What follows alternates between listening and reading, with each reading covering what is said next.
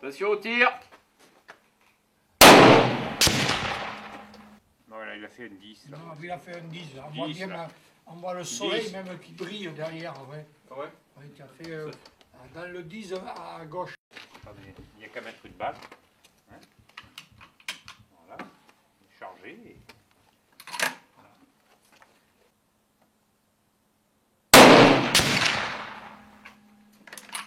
Pardon.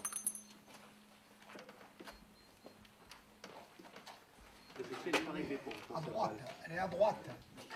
Sur le 9 à droite.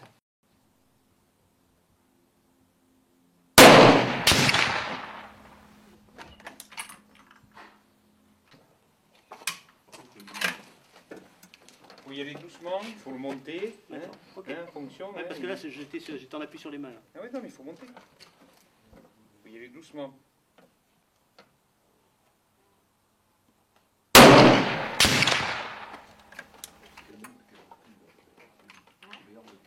La luminosité qu'il y a ici, c'est fou. Ouais. Toujours pareil. 8 aussi? Ouais, toujours en haut, toujours en haut. Ça ferait 2 clics en bas, ça fait 1 cm, 1 cm 5. D'accord. Parce qu'on est à 50 mètres. Ouais. Mais ça fait des clics. Donc, par ici. Oui, oui.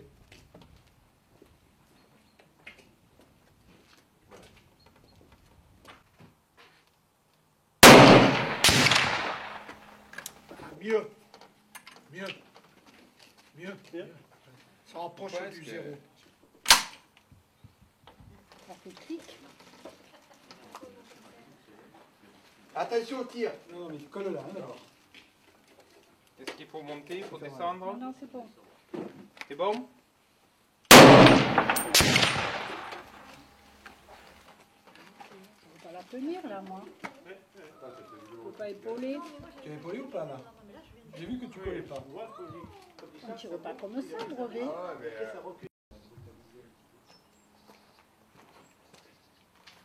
Attention au tir. Ça va pas être bon. Oui, il est pas bon, il le monte.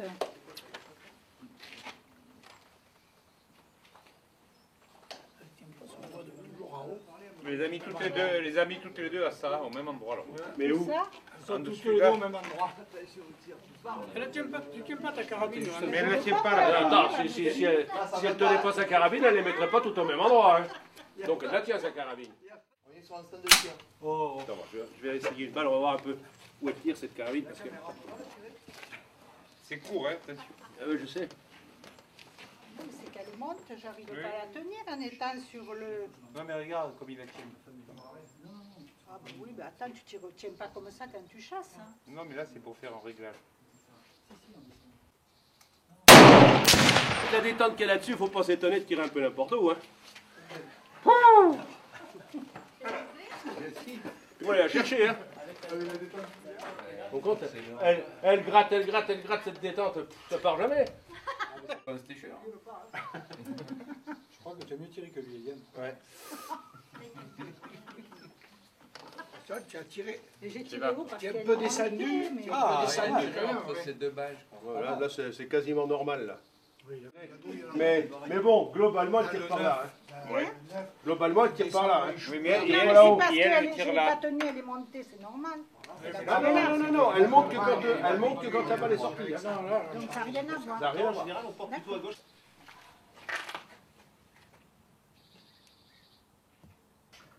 Tirer. Laissez-moi tranquille.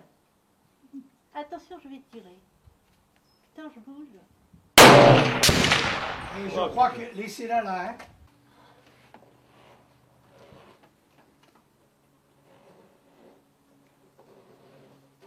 Attention.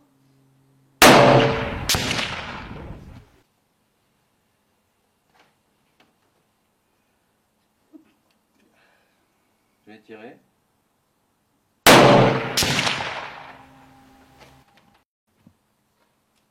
Attention.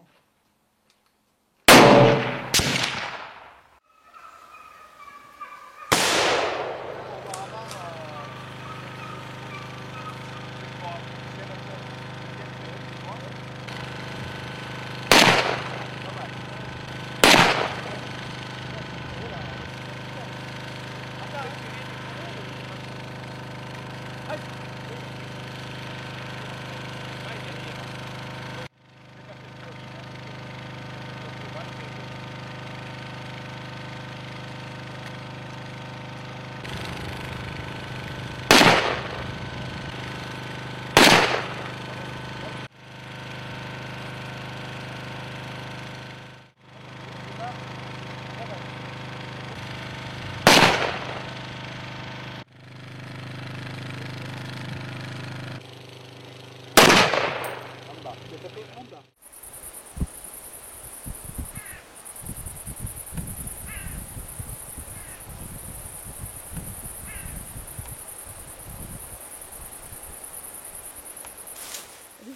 On va vous faire une petite, on va vous faire un aperçu de la manière dont on procède, dont il faut procéder pour quand on a blessé un animal. C'est pas un déshonneur de blesser un animal. On tire un animal, bon, c'est pour le tuer, ça c'est sûr. Hein. Quand on chasse, c'est pour tuer. C'est pas la peine de se voler la face. Mais on peut louper. Ça, c'est pas grave. Par contre, ben, on peut blesser. Et ça, c'est très grave. Parce que l'animal que vous avez tiré, il vous a pas fait de mal. Hein. Il vous a rien fait. Hein. Alors on n'est pas là pour le faire souffrir, on le tue, mais on n'a pas à le faire souffrir. Donc quelle est la conduite à tenir dans ce cas-là? Eh bien déjà, il faut savoir où est-ce que vous l'avez, à quel endroit il a pu être touché. Donc il faut rechercher l'impact. On repère exactement là où il y a pu y avoir l'impact. Et ça c'est primordial parce que c'est à cet endroit-là qu'il faut démarrer la recherche. C'est à cet endroit qu'il y a de l'odeur. Comme je vous l'ai dit tout à l'heure, là vous avez un maximum d'odeur. L'animal il a subi un stress, il a dégagé son odeur, une nouvelle odeur à cet endroit-là. Et après, ben, c'est la traînée de la fusée, hein. C'est-à-dire après il va falloir suivre cette odeur-là. Là le chien il doit partir d'ici parce qu'il va s'imprégner de cette odeur. Voilà. Mais dites-vous bien une chose, entrée de balle c'est du poil coupé ou rien du tout. C'est la sortie qui fait les indices principaux. Alors les indices, surtout, vous ne les mettez pas dans la poche hein, au moment de... Hein, vous les laissez sur place dans la mesure du possible, hein, vous les recouvrez avec des feuilles. Bon, ceci étant, ben, alors, si, il y a aussi autre chose qu'il faut toujours avoir, tous les chasseurs hein, devraient avoir ça. Déjà, on va marquer, vous allez marquer l'emplacement de l'anchous, ça s'appelle l'anchous, le départ, hein, et marquer également la direction de fuite. C'est primordial pour la suite, après pour la recherche. Enfin, bon. Alors, ça il faut le savoir parce que c'est une question qui peut être posée. Ça s'appelle la botte, c'est un collier particulier. Hein. Vous voyez qu'il y a un truc qui tourne dans tous les sens, donc il ne va jamais se prendre dedans.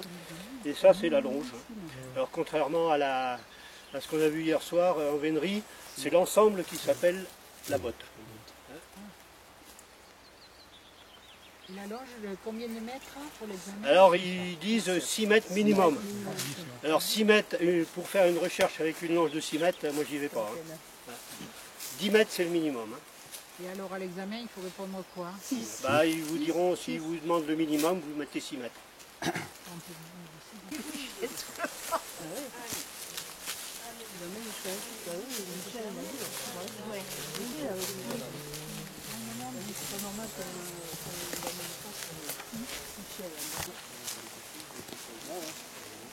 Alors là, vous voyez, il s'est écarté hein, parce que je suis passé là, mais il y revient. Hein.